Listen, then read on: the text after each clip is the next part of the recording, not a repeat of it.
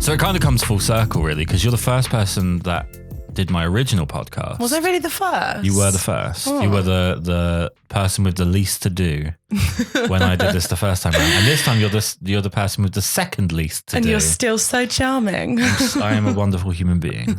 So you've been really busy over the last...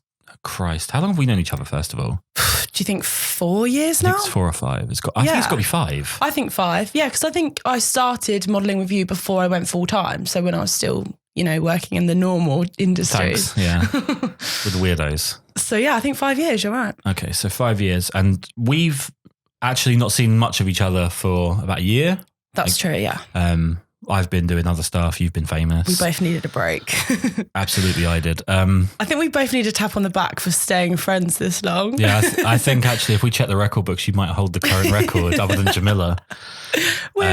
So you've done a lot of stuff. So the last time we spoke, you were just on the back of winning Miss Swimsuit. God, that's... Miss UK Swimsuit? Miss Swimsuit UK. Miss Swimsuit. It's always You can say it any way you like. Well, like you an can't, anagram of it if you there's want. always like another one. I remember calling someone Miss GB and she was Miss Britain or Miss whatever, and I got it wrong. Yeah, you don't want to do that. It's very offensive in the pageant world. Exactly. I don't want to get on the wrong side of those pageant girls. They have sashes. Which they will slash you with. So what year did you win Miss Swimsuit? So that was 2017. Okay, so a couple of years now. Yeah. And you've just been doing some presenting for it this year? Yeah, so their current presenter moved to Australia, so I got the job, which was very convenient for me. And how are you finding that? Because that's your thing, right? You want to be in presenting. Yeah, so it was going to be the natural progression anyway. So I was lucky that Sam, who used to do it, moved away, because otherwise that wouldn't have been such an easy in.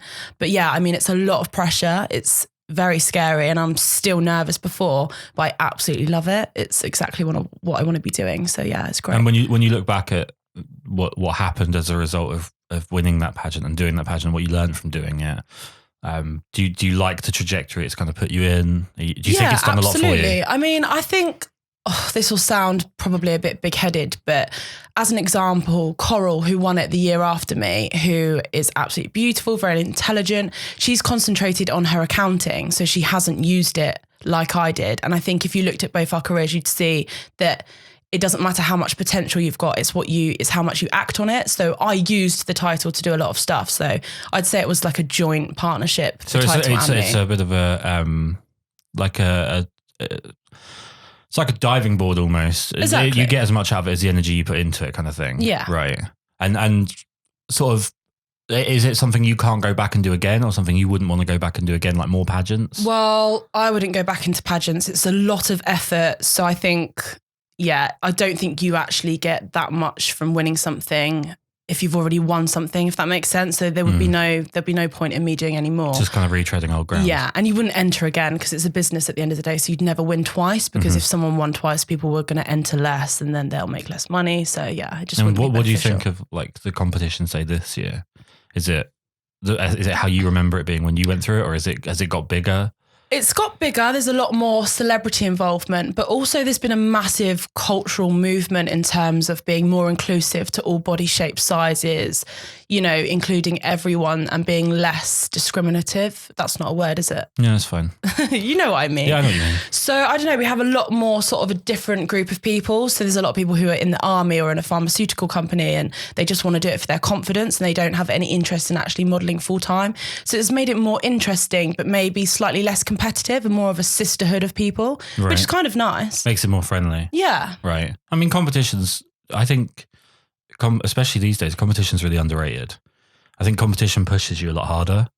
Everyone being friendly with everyone's obviously very wonderful, but if everyone's happy with where they are, no one's pushing to move forward. I think it's made it a completely different thing. And the side of me that loves people like Jordan Peterson, I think competition's extremely important. Exactly, and that, I don't know, we should all be striving to do our best, and that you should be under pressure and out of your comfort zone a lot of the time. So maybe the competition isn't something that's so much a platform for modelling now, and it's more of a sort of support network. But okay. And so if you were to look at the competition this year and look at it when you were doing it, in terms of numbers, is there a lot more people coming forward as a result of it being more open-minded? Yeah. So many more people, because I think people before, if they were more curvy or had a lot of tattoos or weren't your sort of, I don't know, typical Victoria's Secret looking kind of person, they just wouldn't enter. Whereas now we get such a variety of people. So yeah, it's definitely grown. And then since all of this, you've also done like, I think some TV and radio and other stuff. You did. I don't watch TV, so I'm going to really butcher this, but celebrities go dating? That's correct. Yeah. Okay, so what is that? Explain that to the people, because I have no idea what that is. So Z-list celebrities put themselves forward to date. Well, I'm just going to be honest. Go for it. To date people like me who are even lower than Z-list celebrity status. Nice. So I ended up with Pete Wicks from The Only Way Is Essex. I choose my words very carefully. Ended up with being a key sentence. Wow. No, he was fine. He was okay. It was an interesting experience, but it was very good to work closely alongside TV researchers and producers, because they're people you wouldn't normally meet. And if you want to get into TV presenting, it's great to have those contacts. So from that point of view, it was very good. And also from just, outreach and getting my name out there even more. I've now got the blue tick, so... bow when I walk in a room, please. Yeah, no, I don't care. Yeah, it hasn't changed my life that much. But, all those little things, they add up and they do help with the hype and, to get your career, keep your career going. Well, I remember doing a few years ago, me and Jamila were on 24 Hours in A&E. Really? Yeah, and there was like 2 meetings we had to do for it. One was obviously the recording where they interviewed us. And the other one was, actually, no, I think it was the same time. One of us was being recorded and the other one would sit with the producers and the researchers and stuff. And it was really interesting because you got to hear like the way they talk about audiences and how broad they can be with some ideas, and people will just eat it. Yeah. They'll just take it in. God, yeah. All right. So how manufactured is it though? Like, because obviously you're not really going dating, surely. Well, no. So it's completely organic. I turned up in Shoreditch for the first day. I had no idea who it was going to be. And I'm not a big TV watcher either. So when they first said his name about 5 minutes before I was going on to the date, I had no idea. But then they showed me a photo and I sort of vaguely remember my friend saying she fancied him back in the day. So I was like, okay, I can get on board with that. I was single at the time, obviously. And so I turn up, there's all these cameras around you. You're nervous as hell walking in, and he sat there and suddenly he's like, all right, babe, I've got you an espresso. Hope that's all right. Ha, ha, ha. Is that how he actually talks? Is that close? It's very similar. Christ. If anything, I'm doing him a favour with that impression. Sounds like the Elephant Man.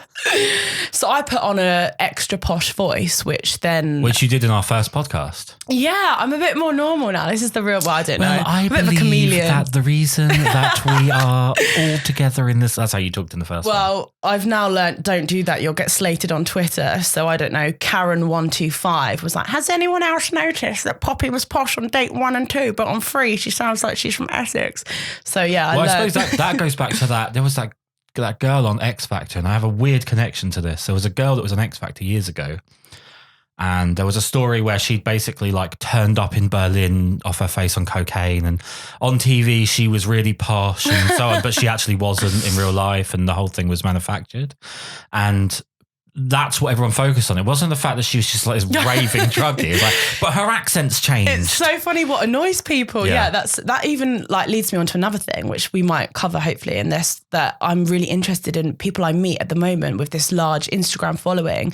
The persona they're putting out there is nothing like what they're like in real life. But to go back to the celebs go dating thing, it is actually quite real. And after we finished filming the first 3 dates, he asked if I'd like to go for more drinks, and we did, and we got on really well. So you went out after filming? So you went out without cameras there? Which they don't like you to do in case they missed anything juicy. They didn't, FYI. But yeah, it was quite just real. You taking the piss out of his accent? Yeah, pretty much. Right. But we were sort of texting behind TV screens and things like that. But then on the holiday, which is like the finale, if they like you the most out of all their dates, you get taken away. His ex-girlfriend, which is Megan McKenna, was on the holiday. I don't know who that is, but okay. Yeah, it's not going to change your life. It's a person. Who that is. Yeah. It's his ex-girlfriend. Yeah, it's his ex-girlfriend. So, he ignored me for the entire week. But if you watch the show, it looks like we're in love. So, yeah, don't believe editing, TV. Right? Editing. The power of editing, it's scary. Well, do you know, it's funny, actually, the 24 hours in A&E thing that we did. So what happened was Jamila's mum was ill at the time. She'd gone into hospital, and that's where we were filmed 24 hours A&E, and then they interviewed us afterwards because Jamila's mum passed away. And one of the things that we were talking about in the hospital that was recorded was me. So I used to cook a lot. It used to be my job. Mm-hmm. And Jamila's mum, fantastic cook. So we used to cook together a lot. That's kind of how we bonded. And we had this huge argument one time about how the correct way to cut an onion, right? And we were talking about that in hospital. So when they interviewed us, they asked me about what's this story about the onion. So I told the story, but they cut the bit where me and her are talking about in the hospital, and it just looks like I'm some weirdo talking about an onion. Yeah, I mean, firstly, did she pass away during the filming? No. I was going to say that. It was like a few months later. I see. Okay. Yeah. I was going to say how uncouth TV is, but not that anyone needs me to say that. So what is the correct way to cut an onion? Well, it's one of these things where I feel like if you just know the balance of your knife well enough, you don't need to have some kind of fancy pre-cut. And she has this it doesn't matter. It's not a good podcast, so I talk about that. Okay, so you wanted to go down this tangent of people's personas on Instagram, then I'll let you go for it, and I'll see if I can keep up, because I'm not cool and young anymore. I'm 31 now, so... Well, I'm 27, so I'm following Well, we look about the same age, so that's... No, we don't. Actually, someone on the train the other day said, "Oh, are you on a college trip?" And I was like, "Babe, I'm 27. Yeah, but so students are getting older. That's not necessarily about your age, puppy. Yeah, no one can get a job. Maybe it just looked like you didn't understand how the world worked. I don't. I most certainly don't. No one does. But yeah, so I don't know, meeting more people in the Instagram kind of world, going to a lot of sort of influence events and things like that. I'm meeting these people who, I don't know, I met a lovely Muslim model whose online presence, she's dressed, covered, very respectful to their religious beliefs. And then on the night out was out of her face on cocaine, alcohol, swearing, effing and blinding. Wow. And I just thought it was interesting, because one thing I pride myself on is being completely my true self on what I show on social media. So I don't know, it might look like, yeah, you put the best things forward and I do a lot of travel and it looks exciting, but I really am myself, and I'm like the geeky, dorky side. And I just think it's really untrue to be putting all these fake sides across, because there's so many young people looking up to that. I just think it's really dangerous. So yeah, it's just something I've noticed more and more. I think, there's a few things that come with social media that's a bit interesting. I mean, when you receive any kind of criticism or any attacks or any verbal, one thing I don't like about general society now is society. I absolutely abhor the idea of like haters. I hate even saying the word. You don't have a hater. What does that mean? That's a dismissive, pejorative term that's just there to say I'm beyond criticism and this person has no right to do so. When quite often you can do something that someone else can have a problem with, and they're perfectly within their right to have a problem with it, and you're within your right to not give a shit. I think it's a really interesting topic, because I think the first dangerous thing is being online. It gives people a place to say something about you, which they are perfectly in their right to do so, like you say. But normally you'd probably never hear that about yourself, because everyone says stuff about people. And sometimes they probably don't even think you're going to hear it or see it. So it's not even so much that it's almost like they're venting, not like they actually have a problem with you. But I think the issue is, when you hear something negative, that holds so much more weight than when you get all the positive comments. So I think, like you say, it is good, because sometimes criticism, it keeps you in line. Like, you are going to make mistakes. And sometimes I think if there's a ratio and 20 people say the same thing that's bad, maybe you do need to step back and think, there's a pattern here. Maybe I should change X, Y, Z. I mean, there's a very odd movement generally. I mean, we're not going to go very socio-political, but... Oh, can we, please? We could do, but I think we both lose a lot of friends. But there's a big movement at the moment of completely contradictory standards. Oh, yes. So for example, probably get myself in quite a bit of trouble here, but for example, you take something like climate change and you take something like gender identity. Mm-hmm. Climate change, the argument is you should go with the consensus of science. Gender identity is about feelings, and those 2 points argued, generally speaking, by the same people, that you should follow one idea entirely based on science and you should follow another idea entirely based on feelings. What group of people is this, Kris? young people. No, it's just that there are people. I think unfortunately, what's happening more and more is polarization politically, like and not even politically, but people are becoming political in everything. Everything is being politicized. It's a big media thing at the moment, regardless. But people are becoming politicized in the way that it's like me versus everyone else. You either agree with absolutely all of what I say, or you are the pole opposite and you don't have a right to have a voice.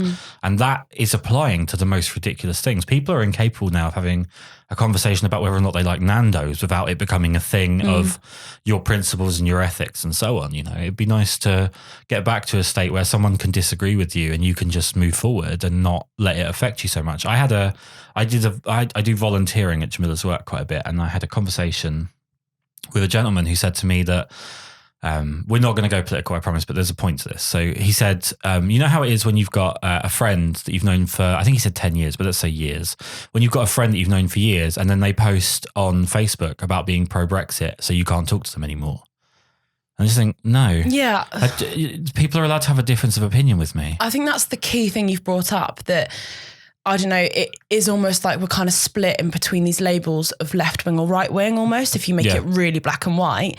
And I'm not saying I'm right wing, but what I struggle with people who are identifying as very left wing is that they don't like to have a discussion. And I think that's the problem. Yeah. It doesn't really matter what your views or beliefs are, but I think to have a discussion where you can back it up with general facts is important. Yeah. And I think what people are doing is just echoing things that they're seeing in the media, which generally are sort of left. If we take, regardless of sort of your direction politically, if we look back at all of history and we look at the people that were burning the books, they were never the people that were on the right side of history. So to be the people now that are burning the books claiming that they're on the right side of history is a slightly worrying state of affairs. I was having lunch last week with I'd say very left-wing friend of mine. I would say I'm probably moving right purely because of the way that the left moves. I'd say that especially in terms, if you talk world politics, not just local politics, English politics are basically a waste of time because we've got no one with any charisma, no one with any actual astuteness about them trying to lead anything. So at this point, I'm just like, we're just floating off into the ocean. I don't really care anymore. It's fine. We're not going to do any harm. We're not going to do any good. Who cares? But when you look at world politics, people that are on the left are moving so far left. I was maybe 2 or 3 years ago, I would consider myself very left, very much so, but I've stood still and I'm now on the right. Yeah. When you're in university, it's normally left traits that you're pushed into. Because I did journalism, we did a lot of current affairs, and that is what you're taught to be very, very strongly. And I would now say, if you were going to label me, it would be centre right. So I've made a strong shift. And I think that's you haven't though. I don't think you have, because I've had conversations with you for half a decade and I don't think your ethics have changed. This is what I mean. I don't think my ethics have changed. I don't think my political opinions have changed. I just think what's considered right and left has shifted so much. Our views haven't changed, it but the feels label like someone's moved to my house without telling me while I'm in it. I've just opened my door and all of a sudden I'm in a completely different part of the world. I think if you're open to discussion, then you're considered right now, because you're not allowed to even question the negatives of minorities without getting into trouble. Certain minorities. Yeah, that's I guess that's important. There's a wonderful. If you're a woman, then well, you have to be the right kind of woman. If you're a woman, but you like they had the Women's March. But in if America, you're a man who's now a woman, you can do what you want. It's one of those things. The Women's March was one of those really bizarre, apartheid feeling pieces of politics where it's like this, we've done segregation, this isn't a good move. And it was if you are a woman but you don't agree with our general feelings about certain things, you don't get to come on this. So it's not about, it's weird because it's identity politics, but then there's even people within the identity that don't count because they don't fit the narrative. I mean, there's a Norm Macdonald joke where he says about do you know what a cis male is? And the person says, well, what does that mean? He goes, well, it's a way of making a minority out of a majority, which is basically where we are now. We've got to try and make a way to identify and separate everybody. It's like we're obsessed with it. Yeah, and it's a shame because really, when it comes down to it, I believe, and I might be completely off base here, but from my experience, and I probably work around, I don't know, 800 or 900 people minimum a year through being a wedding photographer, I don't see a whole lot of racism. I see people mixing together perfectly fine. I don't hear a lot of sexist terms or anything like that. I think that I think at the moment a lot of people want negativity and they want to be a victim. I think I've said this for a long time. I think victimhood's become a currency, and it's cool and fun to be the downtrodden and and so on. And when you've got two major issues coming up, which is, like you said, universities generally are very left leaning, which they shouldn't be at all. They shouldn't. I think all mainstream media is now. That's the other side of it. So if you think about, if you're a young person and you're between the age of 12 and 25, let's say, all that you're encountering is left bias, generally speaking. Now, everyone has a bias. I'm not saying bias as if the right doesn't have a bias or the centre doesn't have a bias or weirdos that have stupid names with their political parties have a bias. Everyone has a bias. They can't help it. It's inherent to being humans. But what's happening is that between the age of sort of 12 and 25, it's in every magazine you read, it's in every TV show you watch, it's in every film you watch, it's when you go to school, it's in every class. And then if you move against it, you're brainwashed. Yeah. Yeah. And that, to me, I can't possibly think how that makes sense to anybody. That's a really nice way of putting it, actually. Really nice way. Because I almost see it's all popular models as well. So a lot of people that, I don't know, Hollywood actors, actresses, all sort of echoing this general idea just because it's the popular one. Yeah. And yet, if we think a different way, we're the weirdos. Yeah, it's the wrong way around. The issue comes when you predetermine someone's opinion based on what they look like. Mm-hmm. When you say, well, this person is black, therefore they have to be left because the right are against black people. And it's like, well, okay, there's a good amount of history to support that kind of argument, but there's also a lot of recent history to support the idea that a lot of left policies, especially somewhere like America and Canada and parts of Europe, exist solely to keep black communities kind of in check. So you've got racism on the right, you've got racism on the left. There's racism regardless of your political affiliation. There's sexism regardless of your political affiliation. To say that if you are a certain type, you have to think a certain way is itself racist and sexist. And that's the world we're in. And I think one thing that's quite sad lately is when you come back towards sort of the modeling direction, that people are politicizing so much of their work. Yeah. So you can't be... I have this huge issue with the idea of plus size model. I don't have a problem with people being a plus size model. I don't like the term. You're either a model or you're not. A bigger train isn't called a plus size train. It's just a train.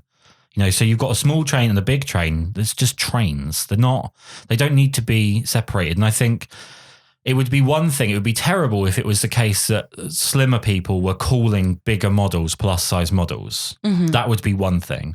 But when it's segregation, to me, that feels very bizarre. That feels counterintuitive to wanting to be seen as an equal. I feel like there's so many things I want to comment on and we go off on so many tangents, but I'm just going to go with the flow and comment on your last sort of point. I don't know if I have a slight issue with the direction we're going because... And I'll try and say this without offending anyone. But when I was younger, when I'd look at Vogue and it was these glossy, perfect images of very, very slim people, which is almost unattainable for majority of the public, I looked up to that because it is something to challenge yourself to accomplish. Like It's not easy to be that size. It takes a lot of determination, self-control, gym work. And that's how I saw the fashion industry. So although I agree that we should have a representation of all shapes and sizes, I don't know if I really want the industry to become completely inclusive of bigger sizes, because I feel like that's taking away something, which, I don't know, it just means sort of anyone can do it now. And that, I don't know, I think it's strange because you have two ends of the scale. Like everything, there's two extremes. You have too much and too little. And if you were to put someone legitimately anorexic on the cover of a magazine, it would be a health outrage. Not just absolutely disgusting and immoral to promote that idea, if it's in the context of, look at this person, aren't they wonderful? But if you go the other way with it, promoting someone on the basis that they are morbidly obese, being inclusive, that's not good promotion either. And if you're this is the thing, if your argument is that what you put on the front of magazines affects women's health, which it doesn't, It absolutely doesn't. That's complete nonsense. The idea that that smaller amount of media can control that much of a person's mind is ridiculous. But if your argument is that what you put on the front of a magazine is affecting a woman, especially because it's never brought up for men, is affecting a woman's mental and physical health because you're forcing them to be thin and you're forcing them to think that anorexia is good and all of this other stuff I really think is completely wrong, to be completely honest, then putting someone that is morbidly obese on the cover of a magazine does exactly the same thing. Which is happening. And I think I don't want anyone who's, say, larger to ever encounter people being nasty to them or insults or whatever, what have you. But I just feel like we're making life too easy and we're sort of putting cotton wool around everyone. Is it really awful to have something to aspire to be? Because it isn't healthy to be that big. It is healthier to be in shape, isn't it? Like, it's proven. It's like everything. It's better to be in the middle. Yeah, well, yeah, of course, yeah. and I just feel like we're promoting, there's a lot of very popular Instagram accounts at the moment of unhealthily large people sort of promoting that size. And although they shouldn't experience nastiness, I just think that in life, I don't know, it is supposed to be difficult. And if we sort of make everything like that acceptable, then I feel like we're going backwards in society instead of striving for better. Do you know, the funny thing with the way things are currently set out is that there's two sides that I really dislike about what's happening. The first, and this is due to the fact that I've watched my wife work extremely hard her whole life through a lot of adversity, take a lot of stuff on her shoulders, be an amazing human being, only for people to claim that it's feminism that did it for her. Exactly, yeah. When it's actually a human being working hard and achieving, which is what everyone should think about. They should just think, I want this goal. Is irrelevant. I want to achieve this goal. I'm going to work hard. I end up there, which I think more than ever is now the case, that's how you should think, and more than ever is the case that people don't think that way. But the second side of it, which is really bizarre to me, is this idea of being entitled to self-esteem. Mm-hmm. So I'm a big fat guy. I've put on a fair bit of weight over the last couple of years through having to use steroids for a couple of illnesses and not doing enough work to shift it. And I don't feel like I'm entitled to the same level of self-esteem about the way I look as what you get. You work harder on the way you look. So I'm not entitled to that same level of self-esteem. I'm stamping my feet and saying, but I want it, doesn't change the narrative, which is the fact that you work hard for the way you look. Maybe self-esteem isn't the right word, because self-esteem really should just be your inner confidence of who you are. And you're a very confident person. Yes, I know what you're saying. But the problem is, maybe you don't. But the way it's framed for women, unfortunately, it's based a lot upon that. It's based on your looks, and it's not. This is one of these arguments. I remember I've had a few of these over the years where I've had conversations with people, and I've tried to talk to people that have a real pole opposite opinion to me, and really let them hit me with as many points as possible, so I can really absorb what it is that they're thinking, what they're going through, and you can sort of try and see it from another perspective. But here's the thing that keeps coming back: is that you have media like magazines, fashion being a very particular industry. How many plumbers are there in the meetings? Male plumbers are there in the meetings for who should be on the magazine cover? 0. How many, probably, let's be honest, women, older women, generally, because you don't start running a magazine at 20 years old. So older women, so sort of 40 plus women, and maybe from who is visible, homosexual men are on. So that's who's running the show, basically. Well, it's not that the weird part of this is the hatred towards average men, like the guy that works as a plumber or the guy that is a bin man or whatever. We've apparently created this sort of unobtainable idea of what a woman should look like. Men, honestly, I don't think it's either this is known and completely ignored or completely unknown, which would be even worse. We don't sit around talking about this stuff all that often. Mm-hmm. You get weird guys. There are a lot of weird guys. They're not a majority by any stretch, but that will talk to another guy who they might not even know that well about women. And it's, for me, horrendously uncomfortable. Mm-hmm. But I probably have that encounter once a year at most. And I work around photographers. Mm-hmm. So I should be having that conversation a lot, really, if the stereotype about photographers is there. Just the problem is that even if it is a couple of normal plumbers that apparently are in the meetings for Vogue about who gets on the cover, why do they speak for all men? Yeah.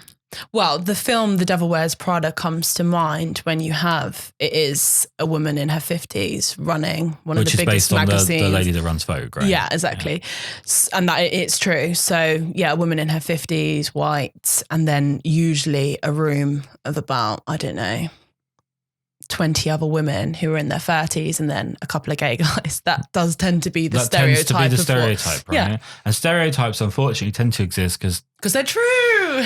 Quite often they do tend to have a very broad truth, unfortunately. Like some of them are horrible, some of them aren't necessarily correct, but there are broad... Well, as long as you take them with a pinch of salt, then if we're just going to work in broad truths, then, you know, I drink a lot of tea and I'm English. So I guess as a broad truth, that is a true stereotype about me. I can't really get offended about the fact that that's a true stereotype. I'm a female who works in the fashion industry and I like makeup. I'm not going to kill anyone if they say that about me. There you go. So doesn't mean you're two-dimensional. They just do tend to sometimes have a ring of truth, don't they? Humans are painfully predictable. I can't remember what the exact number is, but we're about 83% genetically the same as a banana. So it's not like we're that amazingly individual. All right. So moving away from pissing off about 90% of the population under the age of 28. Oh, no. So you also did Celebrity Juice. Is this right? Oh, that was a while ago, that one. Okay. So, yeah. I don't know about that. I kind of know what the show is. Yeah. What did you have to do for it? So I and another model you've worked with were in bikinis and we were sort of wheeled onto the stage on a bed with wheels with Gino De Campa, the Italian chef. Right. In bikinis with the Italian flag on. We had to dance whilst... Is dwarf the correct term for... people who are dwarfs? Well, you've said it now. I've offended enough people, so I don't want to offend anymore. Well, anyway, there was 4 dwarfs on stage. Gentlemen. Running around with dildos in their hand. This has taken a really bizarre turn. I did not know what this was. I turned up for the job with no briefing, and I just mentioned to one of the cameramen who was saying, get dwarf number 3 to hold the pink dildo, not the black one. I just said to him backstage, did you do a media degree to be in this position? He was like, yes. So, wow. If there's any lesson, it's go into dentistry or I don't know, something other than media. Is it ITV? Yeah. I mean, at least they're a bit more right wing. No, I'm joking. No, they're not. I went to see a couple of films this week. So we've just started a separate podcast, which is about horror films. Okay. So we went to see Ma, which is like Is this what you put on your Instagram story? No, I watched Godzilla yesterday. And you weren't impressed? Oh my God. What a terrible film. But anyway, before both of them, there's a trailer for ITV, and it's about how ITV is basically putting people in places that have never been able to be there before. And they're sort of changing the world because, you know, they're being politically correct and they're bringing everyone forward together. Well, they certainly have put Piers Morgan in a place he shouldn't be, which is in any way in front of a microphone or a TV camera. I was just thinking that they're really doing a lot for what you refer to as dwarves swinging dildos then if they're... It's kind of, you know, there's the old joke about, I think it was on Saturday Night Live. So you had Lady Gaga wearing the meat suit, and she wore all the raw meat. And then like 2 days later, she gave a big speech about something that was going on politically. I believe it was to do with Don't Ask, Don't Tell, about gays in the military in America. And the joke on Saturday Night Live was, you can't really be the woman in the meat suit on Saturday, but try and be the voice of reason on Tuesday. It's like those memes when they're like, when you've got gym at 9 and a festival at 10 or whatever. Yeah. So anyway, it's becoming a terrible world and we should all leave it immediately. Abort. So as far as freelancing then, are you not doing as much freelancing at all, or are you doing none at all, or what's going on with freelancing? I wouldn't say that's the right term of phrase because I'm not managed by anyone apart from non-exclusively. So it would still count as freelance work. I just would say it's maybe considered more professional freelance work. So the TV stuff, did they approach you like through Instagram? They did, yes. Oh, okay. So unfortunately, Instagram is just a really good platform for me to get work. So I do try and keep it up to date and, you know, keep the hype because it does encourage more work. Right. So you might be able to help me here because there's a term I don't understand, and I need help with understanding how this even exists. So there are people now who are influencers. I would class myself as an influencer. What the hell is an influencer? An influencer is someone who gets paid to post a photo with a product with a large following who are then likely to also buy that product because they either like that person or trust that person or want to be that person or just generally agree with their philosophy on life. Right. So, but there's tiers, right? Because you get, I don't want to be mean at all. But you've got the T-tox people who probably post for free. I don't know what that means, but you've got people at the top, right? The people that you know, top are we talking Emily Ratajkowski Kardashian level where they're probably so you've got those people where they're getting paid, you know, hundreds of thousands, maybe millions, whatever. I don't know how it works, but for posting on Instagram about a product. And then you come down to the next level, which is like the sort of smaller celebrities, but they're still celebrities and they have a huge following because of exposure. But it works its way all the way down to, there are people that have less following than me and I don't have any following. Not to be mean to the people that do follow me, but in comparative numbers, I don't have a huge following at all. I have a tiny following. And they still post like, oh, I'm just out. One of my favorites is when people post like, oh, I'm wearing, I don't know, Topshop or whatever. I think sometimes you know that they haven't been paid to post. Yeah, I think it's almost like an image thing, and I really don't know why anyone would think it's a cool thing to do, but it's like one of the most common things that kids say they want to do when they grow up at schools now. That's worrying. Yeah, to me that's scary. There's not much I don't want to be mean because I'm sat in the room with one, but I know it's not much ambition. Because I think you should want to. I really enjoy my job and I love it and I love being creative. And when you put your sort of heart and soul into creating good images and you love lighting and you love creating a storyline and you're working with other creative people, like there are real good sides to it. But at the end of the day, for that to be one of the biggest things people are looking up to, I don't know. I wish I was in the minority for wanting to do that because. Right. I don't know, we should all be wanting to be vets and well, maybe not politicians, but I don't know, people wanting to change the world. Someone with a bit of charisma become a politician, that would be nice. Well, I'm actually running next year. You've got no hope after this, you've got no hope. Yeah, I think my popularity's gone down. You lost the dwarf I can see vote. my followers going down as we speak, actually. I think I must have had a lot of dwarves following me. Yeah. Or small people. Yeah, you've got to use the right vernacular here. So, all right. Actually, if people you've actually led me on to a nice point. If people want to learn how to make a career out of influencing, then they should come to our workshop, which we have coming up, Kris. We're not doing a plug. We are not doing a plug. Plug. We are not doing a plug. All right. So in terms of your culpability, I guess, or your, I don't know if I want to say liability, but if you're promoting a product yourself, is it something you've used, or is it sometimes you are kind of given a product and they go, right, promote this, here's some money, and you just go, right, boom, and it's on? So I can honestly say, in the last 2 years, I have not once promoted something that I don't believe in. Okay. But if I'm honest, before that, when I was still growing my popularity and the brands that were contacting me, I did promote stuff that wasn't really gonna, I don't know, some of the teeth whitening stuff didn't really work and I did still push it. But in the last 2 years I haven't, and I don't know, I'm proud of myself because I do turn away money now just to be true to myself. And I think that's quite a big statement, and a lot of people do things on the daily for money which isn't being true to themselves. So. Yeah. Well, I think most people, if you actually, the problem with a public image job is that you have a lot more of your personality brought out into it, which means a lot more people feel like they own you as a person because they're buying into the personality.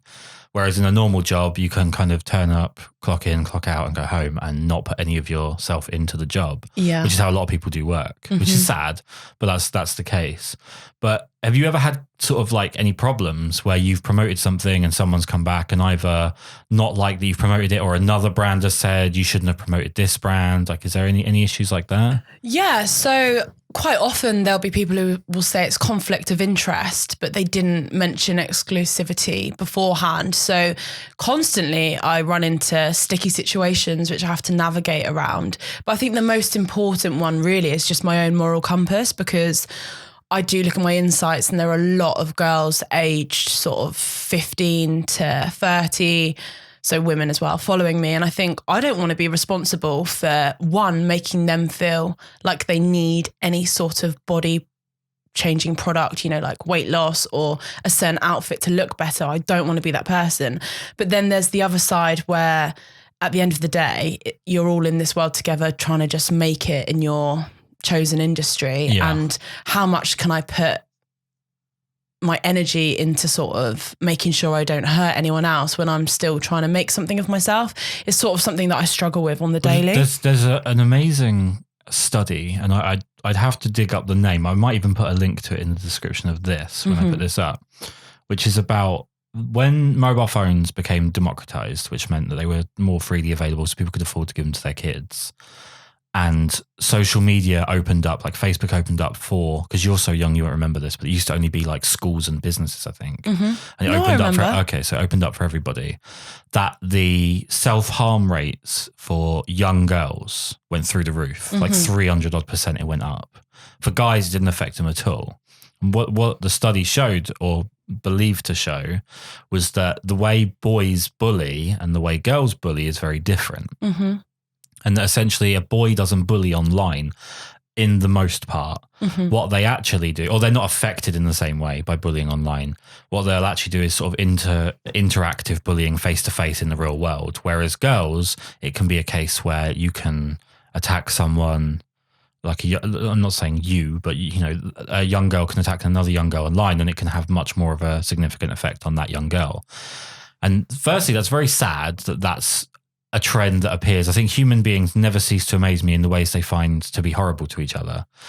But what is amazing is when we talk, I don't think it occurs very often to either of us that you can talk about, okay, so I'm going to put a picture of myself wearing this outfit that I'm promoting up, but you have to have a moral guidance on how you put that up, right? You have to think about what effect that's going to have on the demographic of people that follow you. If I was to post a picture of me, I'm not a model, but you know where I'm going. Like if I was to post a picture of a model wearing something, I don't have to care.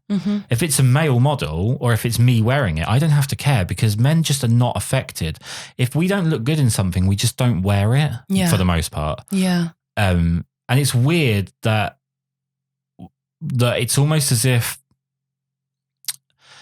the idea of like a patriarchy over women is almost made it's our own psyche that's doing it, and we blame it on I don't know the if men. it is. I don't know if it is. I don't know if it's that it's almost as if you're being treated by progressive ideas as if you need a guidance. You need someone there to protect you from yourselves. Which I think is weird. Patronising almost. It is patronising, because surely as a woman, you can make choices and you can have opinions without needing someone to hold your hand through it. My wife manages just fine with no problems. I know plenty of women that manage just fine with no problems. But it's the idea that you would need as a, sorry, did you say 27? As a 27-year-old woman, before you post an outfit that you're going to wear, you have to think, how does this affect my followers? You wouldn't it's have almost like I didn't ask for that responsibility, and then do you take it on board that you are someone who's now someone that all these people are looking up to, or do you think, well, they've got their own brains, they can figure out themselves? I don't know, it's a hard one. And if you go down either route, you're wrong. Because if you go down the route I'm of either patronising them or I'm ruining their you're self. Exactly. You're giving them way too much rope and they're hanging themselves, or you're not giving them enough rope and they've got no slack. So it's a really bizarre situation. It's one of the things that's really held me back as a photographer for years, is just watching the model photography community, and with Instagram modeling being its sort of its own separate tumor to all of this. I don't understand the psychology of like 90% of what's going on. I can't read the tide at all with what's going on, because it's just almost separate to human behavior. It really is. Yeah, I had a funny incident actually in February this year. So someone got all my images that had been face tuned. So there were a few where I'd smoothed the skin, and I think there were about 3 images where I'd pulled my waist in slightly, which I don't do anymore. But I was just sort of following a general trend, almost like your Instagram portfolio is like a Vogue magazine where you want it to look perfect. I wasn't really saying, oh, this is a true representation of me. This is just a pretty collage artifact of how I want it to look, almost like artwork. Yeah. And they shared all these images saying really nasty stuff about me, blah, blah, blah. It wasn't a very nice thing to do, but it made me think, okay, fair enough. Actually, that isn't very healthy for 1, me to think I need to do that, and 2, for the people who are viewing this, because then it is giving them unrealistic expectations. So I put out a big post how I wouldn't do that anymore, blah, blah, blah. And I feel like there's this thing now where we're constantly being told to challenge our mindset, and it is like this left-wing political view where you can't ever be comfortable with your beliefs, and you have to constantly be thinking, am I going to offend someone if I do this, if I do that? And I don't think that's necessarily a bad thing, and you should always be aware and evolving and wanting to, I don't know, not hurt anyone's feelings. But yeah, I do think we've gone way too far with it. Well, being offended isn't an argument. True. Being made to feel uncomfortable because okay, so it's really straightforward. If you believe that you shouldn't be wearing shoes, right? We're in my office right now, and you believe you shouldn't be wearing shoes, and I'm someone who for some reason has a belief that you should be wearing shoes. Oh my God. Can we just explain to the audience that I've got no shoes on? Well, I'm just literally reaching for an idea here, so I don't I'm trying to frame an example where someone won't find a way to make it about themselves. Okay. But let's say that's... And I did. I made it straight about myself. That's a lot about me. It's fine. So let's say I have a really strong-held belief, and you come into my house. That's one thing, right? But it's another thing entirely to say that you have to change the way that you exist to make sure that I don't have to. Because then you're creating a hierarchy. And I thought the whole point of politics these days was that we shouldn't have hierarchies and people shouldn't get ahead in life. So it's really weird dynamic. The problem is that there's a song that's pretty much summed up every argument you could possibly make about almost anything political these days, which is just that everything is just a snake that's eating its own tail. It's just waiting for the moment that it reaches the back of its own head, basically, because you sort of, you fudge an idea into place and it's not going to hold up. And then the more you try and fudge ideas into place, the more you're knocking over ones that you've put in place before. Yeah. It all contradicts itself. There's hypocrisy everywhere. Yeah. I think it's a good thing to be nice to everyone and be as inclusive as possible and constantly challenge your views on current affairs, etc. But at the same time, I don't think we should go down this route where we're protecting everyone to an extent that no one strives to be the top of their field or more intelligent or the fittest. Or at the end of the day, we are animal sort of beings. Yeah. And I don't know, it's almost like, survival of the fittest. I don't see why all these things of excelling in life are sort of, I don't know, if you're ambitious and confident and know who you are and you're happy, it's almost like you're a bad person. Yeah. Yeah. So I just feel like the balance of that is slightly off. And yeah, I think one of the main problems is that everyone's so focused on each other and spending so much time making sure you're basically stopping other people from getting out the water so that you're not the only one that drowns. And it would just be nice to see people. I admire, like when I see magazine covers or if I see on TV shows or in movies, if I see a guy that's in really good shape, I admire that. I think that's a real admirable quality for a person to have. It shows a lot of discipline. It shows a lot of self-esteem. Maybe not correctly. Maybe people that work out a lot might have self-esteem issues, but to me, it shows that they have a lot of confidence in themselves and they have a lot of dedication, a lot of self-love. And I don't think, how dare they, I don't look like that I need someone to step in and make me not feel bad about this. I need to go and do some bloody sit-ups if I want to look like that. Yeah. I just think it's very sad that we're very we got too much peripheral vision and not enough internal vision at the moment. Yeah, if I saw a mathematician on telly and he was answering all these questions and showing off his talent, I wouldn't think, oh my God, how dare he show off like that. Yeah. Sometimes I don't even know if I've got the correct change because I struggle with numbers so badly. Yeah. And yet I'm not sort of holding all this weight about it. I just get on with life the and other I take thing a is fucking calculator around. The other thing is as well, phone. you're a model, so you're not used to paying for your own drinks. That's why you're not used to the change. All right, so you're still freelancing, but it's not freelancing as we know it. Have we really just talked all about that from freelancing? Yeah. Oh, God. Amazingly, I can just about remember the beginning of that tangent. Wow. So you are still freelancing, but not in the same way that you were, say, 4 years ago. Yeah, that's true. Are you glad to be moving away from the traditional freelancing idea, which is you would be booked by a photographer for essentially like hobbyist type activities? I mean, that used to be something I was having to do 3 or 2 times a week. Now I'd say it's about once every 2 months that I'm doing that. Right. Just because someone will be keen and they've booked studio time, so I'll do it. But something I like is to be in a very professional atmosphere. And although there are a lot of hobbyist photographers who are professional, there's also a lot who aren't so much. And I actually prefer being in quite a sort of professional atmosphere. Yeah. I don't know how else to put it really. No, it's I actually think in the last podcast I said that professional photographers tend to be more professional, which was one of the most basic things I could possibly say. But no, yeah, I think that side of things is getting worse though.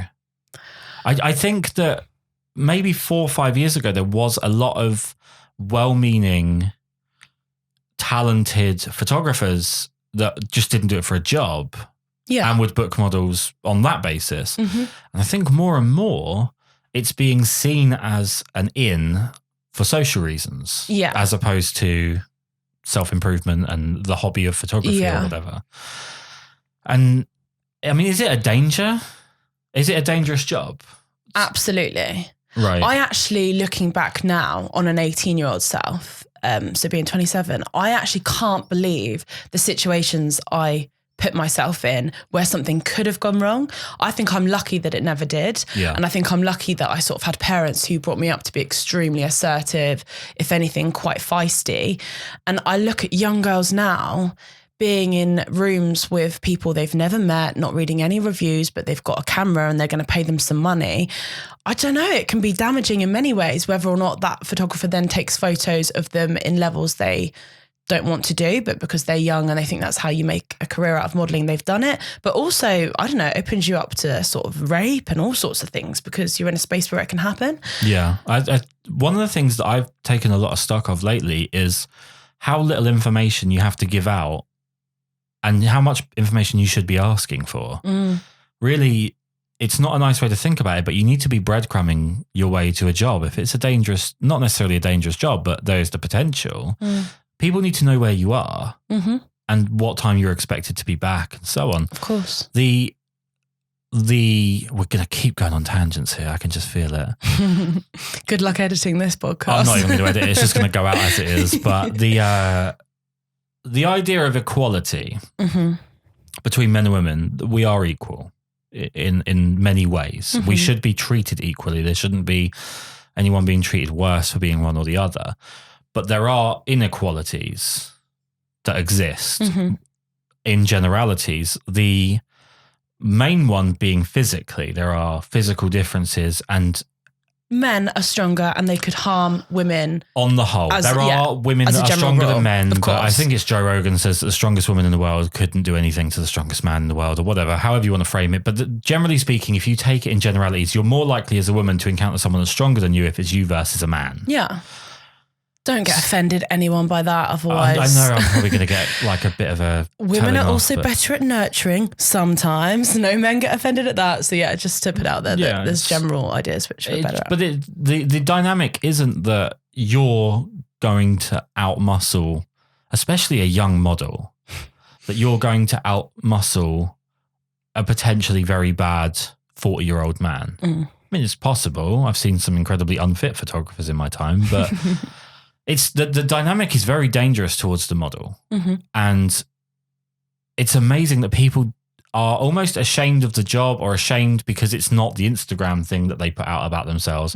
They don't tell people where they are. I was having this discussion earlier this year on a shoot, and the model brought up in passing that her mum's just said that she's in Basingstoke, which is obviously where we are. Whereabouts is she? They can meet up for a coffee afterwards. And she said, I said, so did your mum did she come to Basingstoke by chance? She said, oh yeah, she lives up the road. So your mum doesn't even know you're here. Like, I'm not saying that she needs to tell her mum. I think she's like 22 years old. But if nobody knows where you are, it's going to be so much harder for anything good to come of a bad situation. I mean, I was on shoots before where it would be at a photographer's house. This is in the early days when I was still sort of marking out my career. And they'd lock the front door behind me as I came in. And I just think, why were they doing that? And why did I not challenge it? But you don't challenge it because it's scary, because you don't want to piss them off, because you've not met them before. And of course they're bigger than me. But at that time, weren't you living near Portsmouth? Yes. So it's basically just so worried you're going to nick their TV.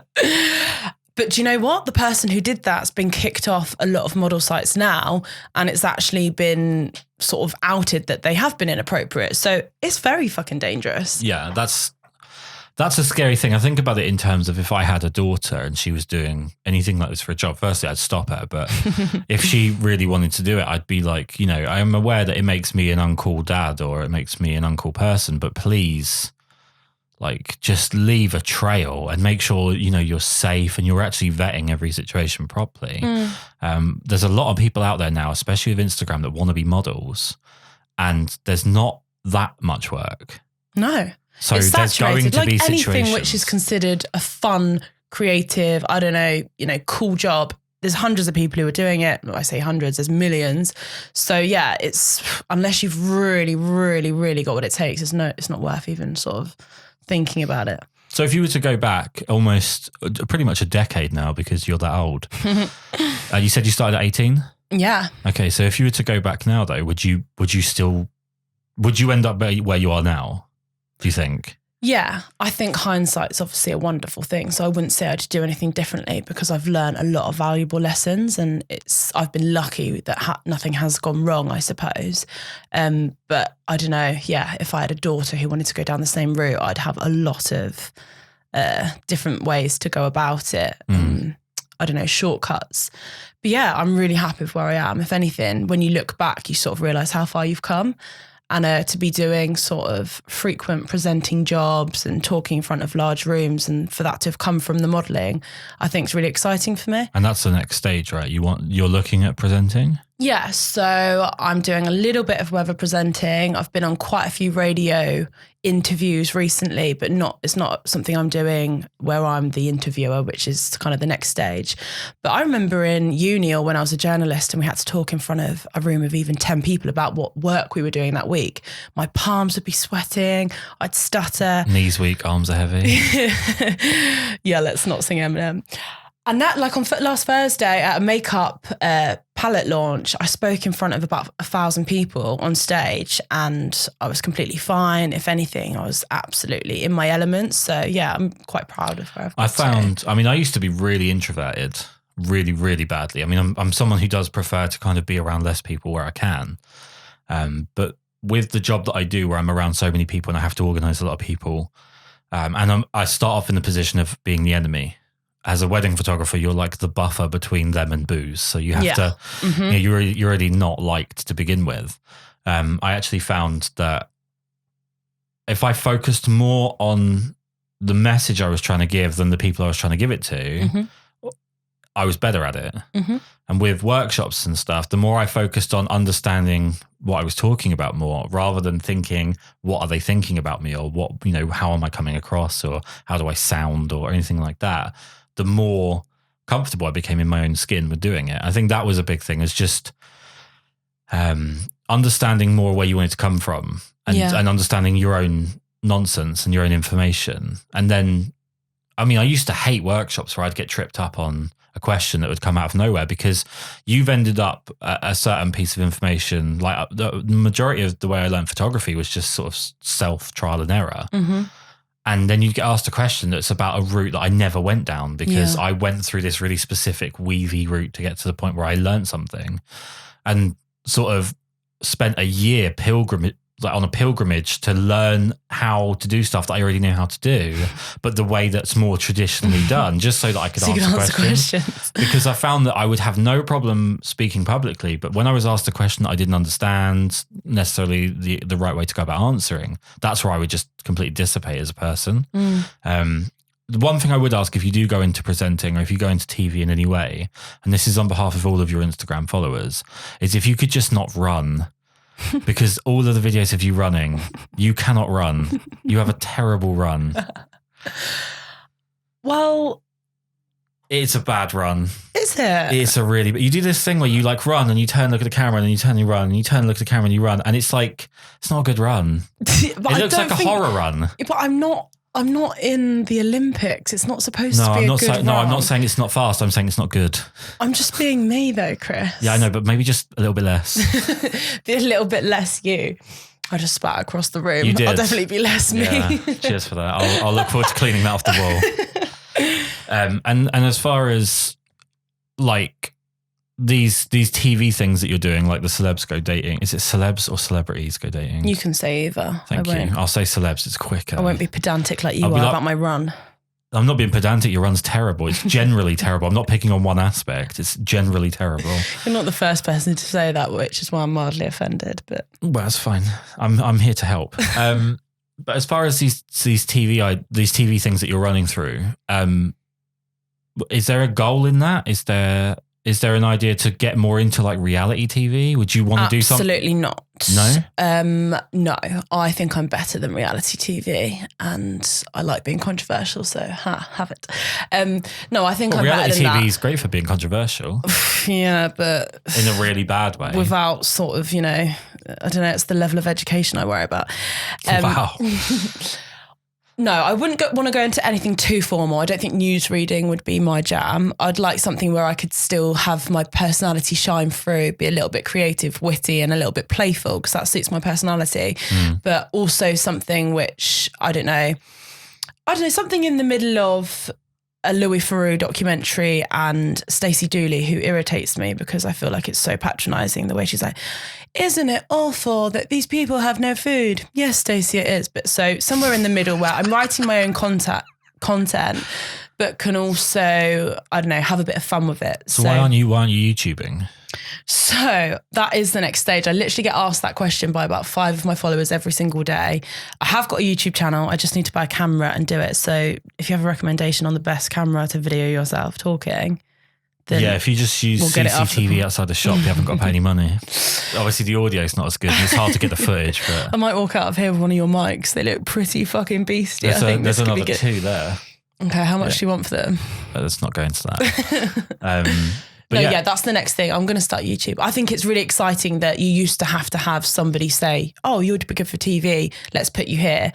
I think now that you can just do it yourself, I have a very interesting life, hopefully, a lot of different shoots and travels. So yeah, it would be nice to take people with me on that journey. So that's the next thing. Yeah. And you can curate your self-image a little bit more. Mm-hmm. Like you were saying about when you're on TV, the editor can change what you look like entirely. God, yeah. I mean, it is funny what they can do. Yeah. They made Pete Wicks look my height, so that was an achievement. Wow, this guy's getting buried.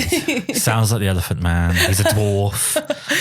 I don't know what he looks like, but I'm imagining. We're hating on dwarfs on this session. Well, you are. It's your word, not mine.